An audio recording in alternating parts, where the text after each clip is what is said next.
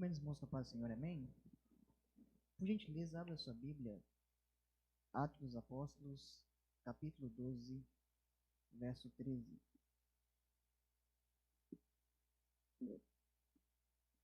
Atos dos Apóstolos, capítulo 12, versos 13. É com prazer que eu chego nessa igreja, me sentindo em casa. Queria externar a minha gratidão à juventude, aos líderes e principalmente ao pastor e a confiança que ele tem depositado no meu ministério. E a todos os irmãos que já estão presentes aqui, que visitaram, que Deus venha abençoar cada um de vocês e tenho certeza que Deus quer falar com você nessa noite, amém? Amados, eu quero ser bem breve em minhas palavras, então eu vou ler o texto e você vai guardar no seu coração, tá bom? Atos 12, versículo 13.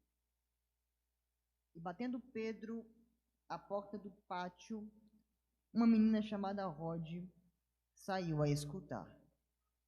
E batendo Pedro à porta do pátio, uma menina chamada Rode saiu a escutar. Amém? Por isso, tomar assento. Obrigado.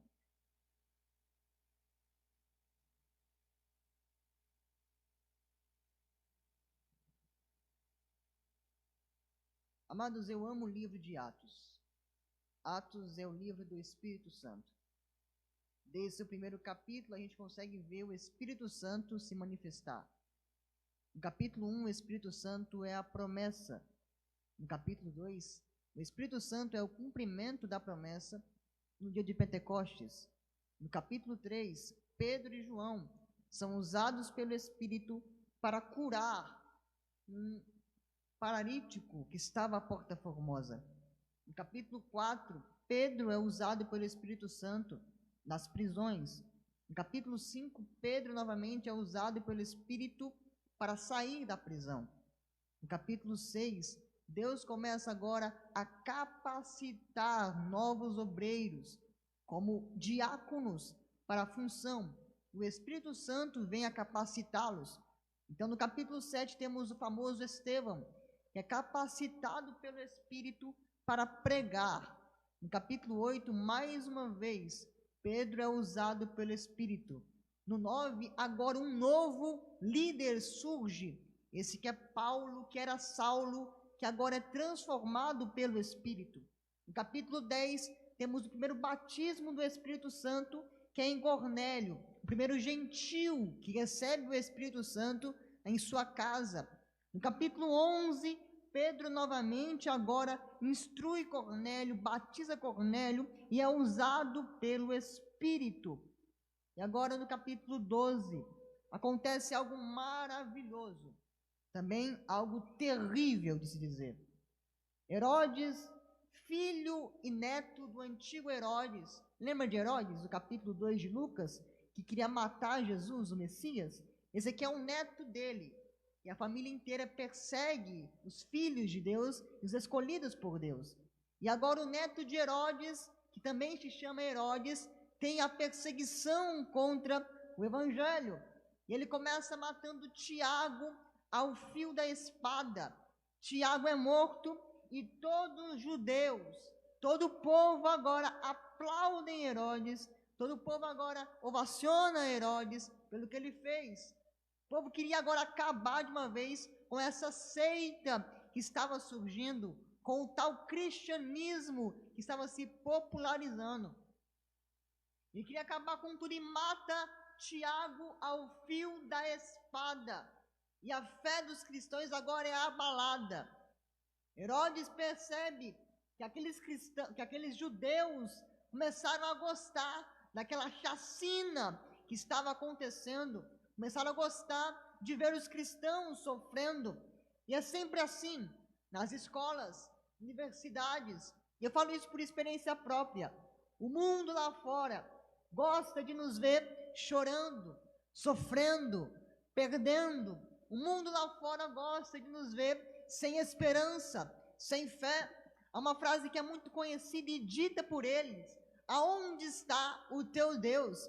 Porque quando a tristeza vem, quando a dificuldade vem, quando a falta de esperança invade, bate na porta, eles sempre ovacionam, eles sempre comemoram, porque gostam de ver o crente, o jovem, sem esperança, desesperançado. Tanto é que vivemos na época do suicídio, da depressão. Não é comum você conhecer alguém que tenha depressão. Tem muitos amigos meus que enfrentam todo dia a depressão, porque alguma coisa abalou a fé dele, porque alguma coisa acabou com a fé dele, e sempre essa coisa vai crescendo, crescendo, crescendo. E Tiago foi um dos primeiros, mas não foi o primeiro. Já começou em Estevão, e antes os mártires da fé começaram agora a ser perseguidos pelo faraó. E a fé começou a ser testada. Mas no capítulo 12, encontramos agora não só a perseguição contra Tiago, mas também a perseguição contra o pastor da igreja. O pastor da igreja na época era Pedro, escolhido por Jesus como discípulo, e agora o líder da igreja, Pedro, que é pedra, ou seja, um dos fundamentos e bases da igreja.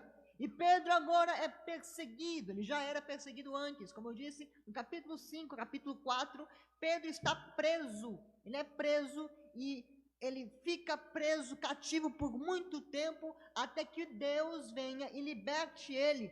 E mais uma vez, Pedro é preso aqui em Atos. Essa aqui é a terceira vez que Pedro agora está cativo e preso nesse livro.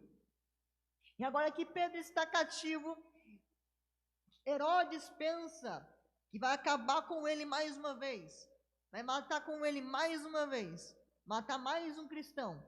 E assim a fé vai começar a diminuir, sumir, e a esperança também vai junto, a fé também vai junto. E de pouco tempo, matando o líder da igreja, aquela seita iria acabar. Mas o que eu acho interessante é que o livro de Atos mostra a perseguição contra os cristãos, mas mostra também a ação do Espírito Santo na vida dos cristãos. Porque quando a gente é perseguido, o Espírito Santo, como consolador, invade o nosso coração, transforma o nosso ser, renova a nossa fé e faz mudança. Agora Pedro é preso, e a ideia que Faraó tem é matá-lo. No exato momento em que Pedro é preso, Faraó quer matá-lo para acabar de uma vez com aquilo. Mas acontece uma coisa muito interessante. Pedro é preso na Páscoa. E para Faraó, na Páscoa seria complicado, ele estaria sujando as suas mãos.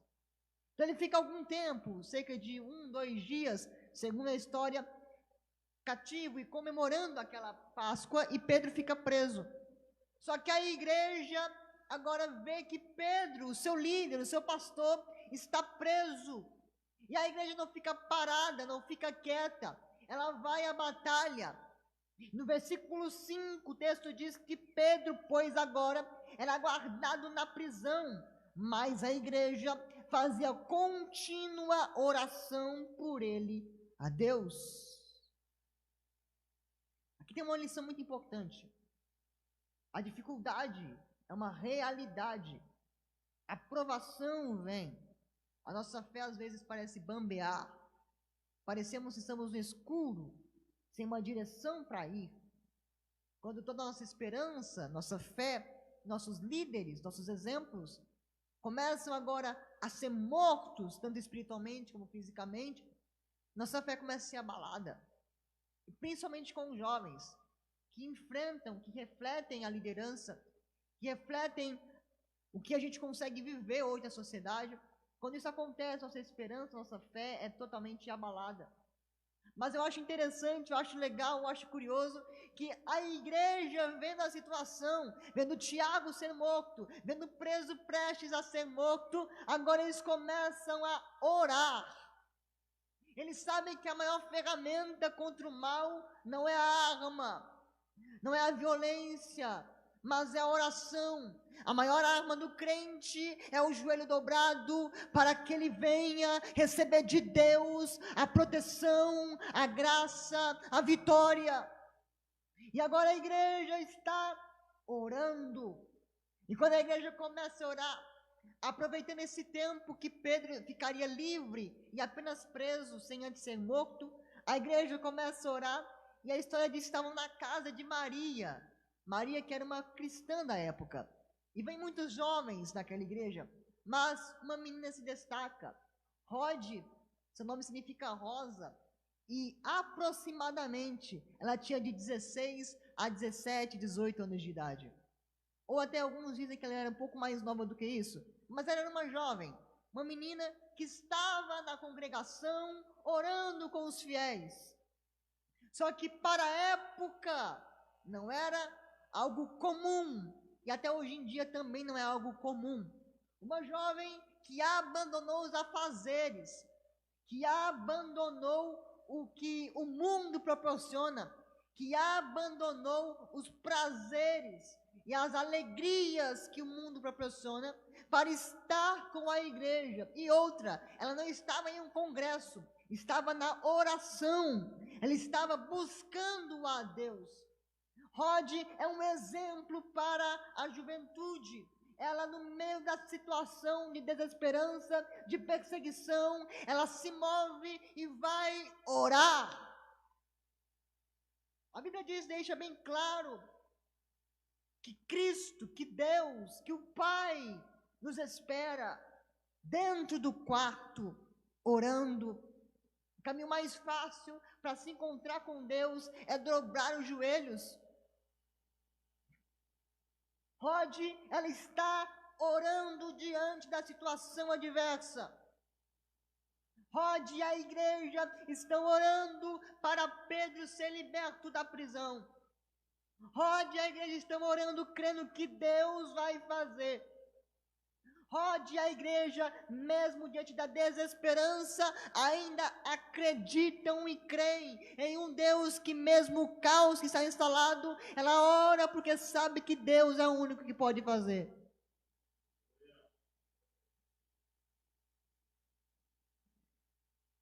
E Rod então começa a orar. E lá na prisão, Deus começa a agir. Eu acho interessante, tem muita gente que diz que vai orar, não fica percebendo Deus. Eu orei 30 minutos hoje e não senti a presença de Deus. Será que Deus não quer falar comigo? Será que Deus tem raiva de mim? O que está acontecendo? Eu oro, canto, venho na juventude, no culto de jovens, venho no congresso, venho na escola dominical, faço tudo, mas Deus não fala comigo. Eu não sinto a presença dele na minha vida. O que será que está acontecendo? Será que Deus abandonou a gente?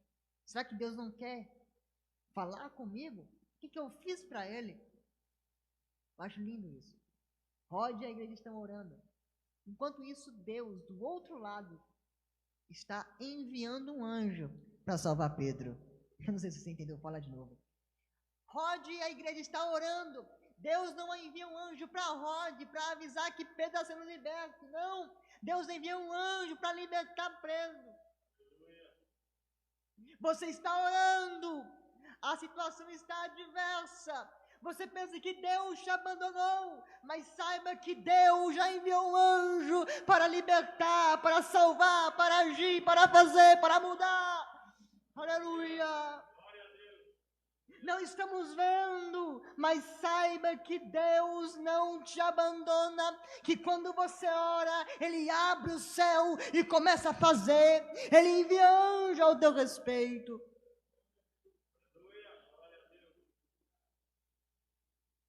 Lá na prisão, o texto diz que Pedro estava sendo guardado por uma quarentena de soldados, estava sendo guardado dentro de uma prisão muito segura. Tinha 3 portas da prisão. Pedro estava algemado, de um lado um preso, do outro, algemado, tanto pés e mãos. E Pedro estava lá, até que chega o anjo. Fala, levanta Pedro, arruma a sandália e vamos comigo. Irmão, você está preso, tem a algema do teu lado, aqui ó, algema e outro preso aqui, algema e outro preso aqui. O normal é pensar que o anjo iria quebrar as correntes, e ia quebrar a prisão, mas não, Pedro só levanta e vai. Pedro fica intangível. Irmão, Deus ele muda a matéria, ele faz o sobrenatural para libertar Pedro. Quando a gente pensa que alguma coisa ele vai fazer, que ele vai quebrar as correntes, que ele vai fazer algo estrondoroso, não, é algo simples. Mas é no simples que ele manifesta a sua glória.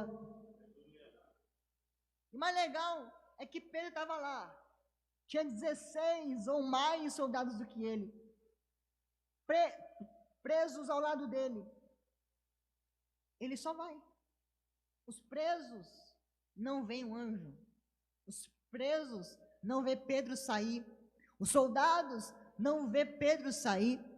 E agora, diante da primeira porta, você pensa, agora o anjo vai abrir a porta. Está na Bíblia que Deus abre as portas. Mas essa não. O anjo só passa pela porta. Irmão, não tem como você passar pela porta e ela estiver fechada. Vai tentar, vai bater a cabeça. A porta tem que abrir para passar. Mas Pedro não, Pedro obedeceu uma ordem. Ordem, levanta e siga-me. A porta pode estar fechada, mas se Deus mandou seguir, continua. Porque mesmo com a porta fechada, você passa por ela. Seu corpo fica intangível, você alcança o seu objetivo, mesmo com a situação estando contrária. A porta está fechada, a situação está adversa, mas Pedro segue. E ele passa pela primeira porta. Os soldados que estão ao lado não veem, e Pedro continua. Tem uma segunda porta, ele passa também por ela. Ele fica intangível e vai passando pelas portas. Só que na terceira porta, o texto diz que o anjo, ele abre a porta. Vê como o mover de Deus é diferente. Tem hora que ele faz de um jeito, tem hora que ele faz de outro. Tem hora que ele abre a porta, tem hora que você só passa por ela. Tem hora que ele faz, tem hora que você nem fica sabendo, mas ele está fazendo. A porta que dava ligação com a rua agora é aberta. E Pedro, quando passa, ele para e pensa, será que eu estou sonhando? O texto diz, Pedro fica atônico, assustado, o que está acontecendo aqui? Eu estava na prisão há pouco tempo atrás, agora estou aqui fora, eu estou sonhando, eu estou maluco. Porque é assim que Deus faz. Ele faz, a gente não acredita, porque quando Ele faz algo extraordinário, sobrenatural, algo que foge da compreensão humana. E quando você perceber, vai pensar que é um sonho, mas não, é Deus fazendo na tua vida, é Deus agindo, é Deus abrindo a porta, é Deus libertando, é Deus salvando, é Deus trazendo a esperança de volta. Aí Pedro sai. Ele vai até a casa, e lembra? Rod estava lá, orando, sem saber de nada. Eu acho interessante que dá para fazer um paralelo com Jonas. Jonas foi lançado no mar, dentro do grande peixe. Tem gente que diz que era uma baleia, um grande peixe. Tem gente que crucifica ou maldiz a baleia. Mas na verdade aquele peixe, aquela baleia, estava levando Jonas para onde Deus queria que ele estivesse. Veja, que quando ele cai no mar, ele ia morrer afogado. Então o peixe não veio para devorar Jonas, e para levar aonde Deus queria que ele estivesse. Enquanto Jonas lá dentro estava orando, a baleia estava mudando a direção, indo em direção ao lugar onde Deus tinha prometido para Jonas.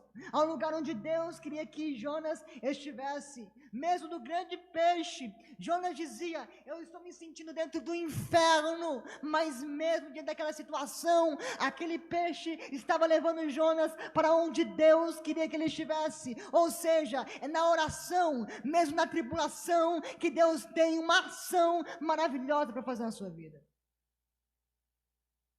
É a oração que move o peixe. É a oração que liberta Pedro. É a oração que faz o impossível.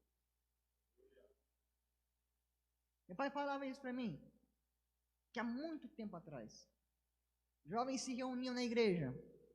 Uma hora eles chegavam para ler a Bíblia, estudar, e depois eles tiravam um período de oração. Falava, mas pai, quanto tempo isso? Mas, algum tempo você chegava na igreja domingo de manhã, estudava, ficava domingo à tarde inteira conversando, orando, até o culto à noite. No culto à noite chegavam jovens diferentes, jovens novos, E a igreja era um Pentecoste, era batizada com o Espírito. Agora eu digo, o Deus que mexia, o Deus que batizava, o Deus que agia naquele tempo mudou?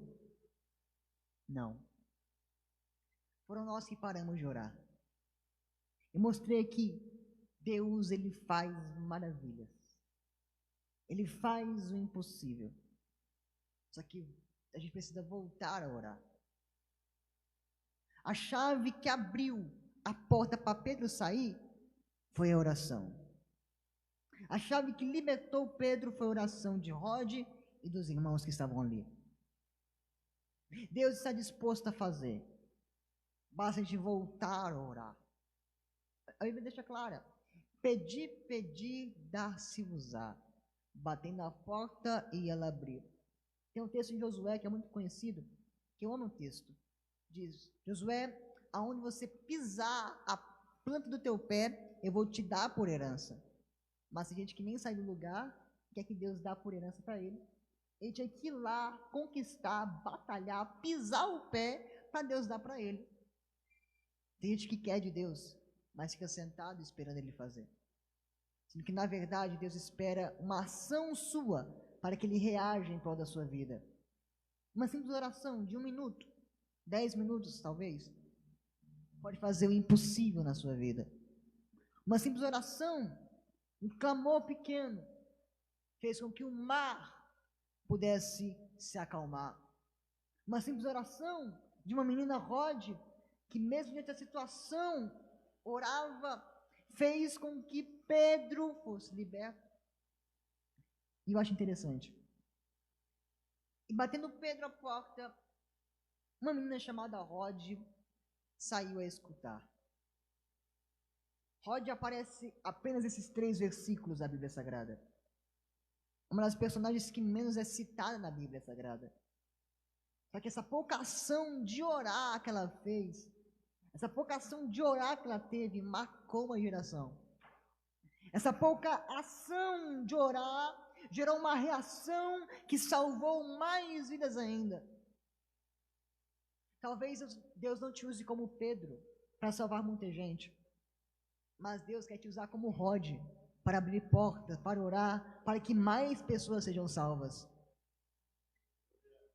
E batendo Pedro à porta do pátio, uma menina chamada Rod saiu a escutar. Olha só a decência dessa menina.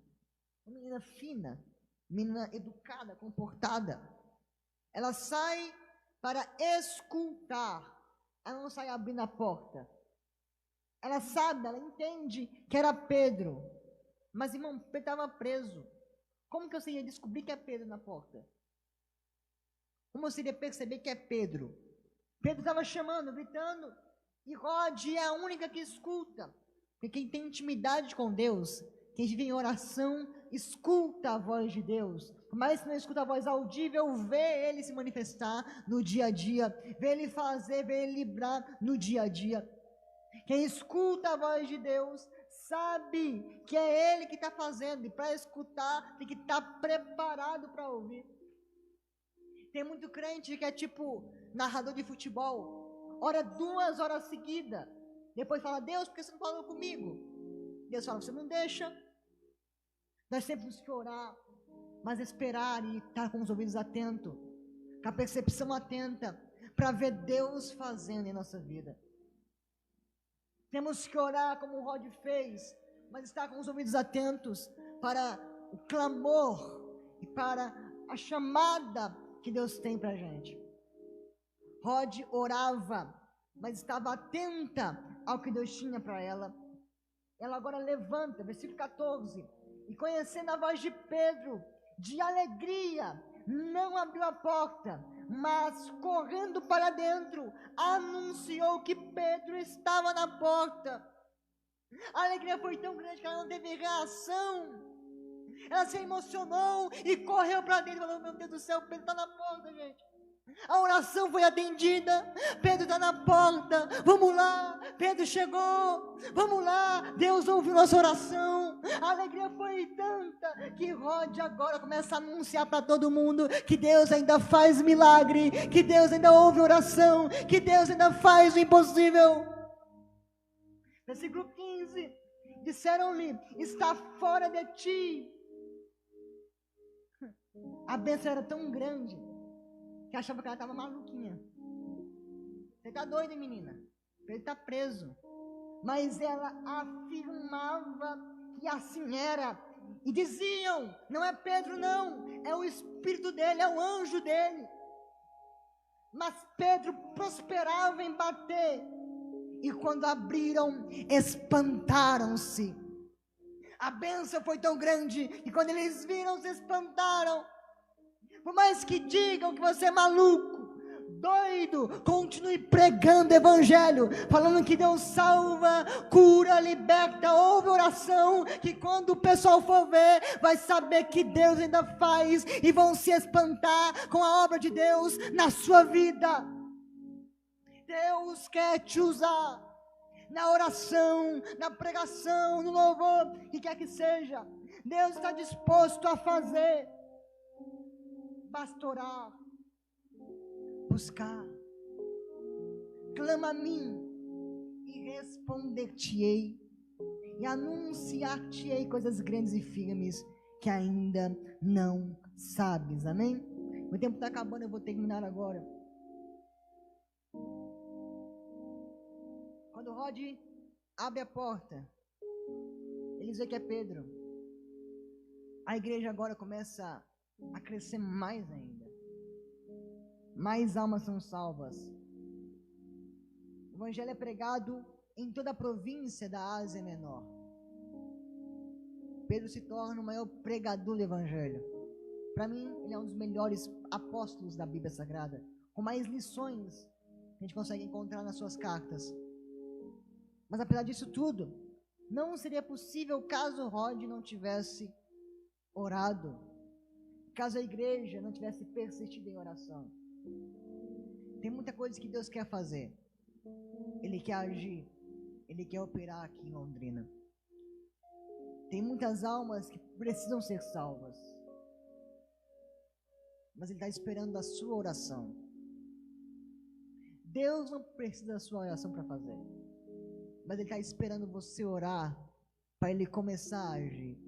Por mais que você não consiga perceber, Ele está fazendo. Ele envia anjo, Ele está trabalhando em sua vida. Então saiba que por mais que seu ministério seja pequeno, apenas uma oração foi capaz de salvar vidas. E até hoje essa oração pendura pelos séculos e séculos. A oração que libertou, a oração que salvou, é o que Deus nos chama nessa noite. Orar. Voltar ao lugar secreto. Lembra do texto e do hino que foi cantado aqui? Guarda o contato com teu Salvador. Guarda o contato com Ele. E com certeza a nuvem do mal não vai te submergir. Com certeza as ondas não vão te afogar. Guarda o contato. Você sabe como chegar nele. A oração está pregada por Jesus. Pai nosso que está nos céus. A oração de uma menina salvou multidões. Por mais que muita gente esqueça de Rod, ela marcou uma geração. Nessa noite Deus te convida para isso. Para marcar uma geração. Para orar, para fazer a diferença. E assim eu agradeço a oportunidade em nome de Jesus.